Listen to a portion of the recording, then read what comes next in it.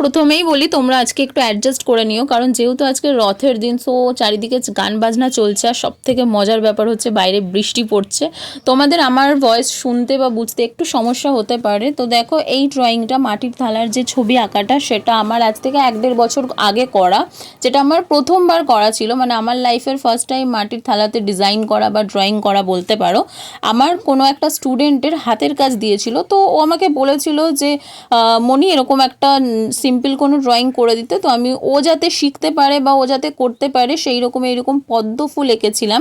তোমরা ড্রয়িংটা শেষ পর্যন্ত দেখো, আর যদি তোমাদের ড্রয়িংটা ভালো লাগে তাহলে প্লিজ লাইক করে দিও, ভিডিওটাকে শেয়ার করে দিও, আর হ্যাঁ, চ্যানেলটিকে সাবস্ক্রাইব করতে কিন্তু ভুলো না।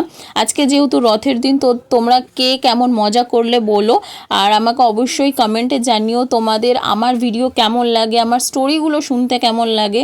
তোমরা ভালো ভালো কমেন্ট করো, তোমরা যত ভালো ভালো কমেন্ট করবে তত বেশি আমি আগ্রহ পাবো সুন্দর সুন্দর ড্রয়িং দেওয়ার, সুন্দর সুন্দর স্টোরি তোমাদেরকে শোনানোর, সুন্দর সুন্দর ঐতিহ্যবাহী বা ঐতিহাসিক কাহিনীগুলো তোমাদেরকে বলতে আমারও ভীষণ ভালো লাগে। আমিও যেহেতু ভালোবাসি গল্প পড়তে বা গল্প শোনাতে বা সুন্দর ড্রয়িং করতে, এবং সেটা যদি তোমাদেরও ভালো লাগে তাহলে আমি বেশি আরও আগ্রহ পাবো।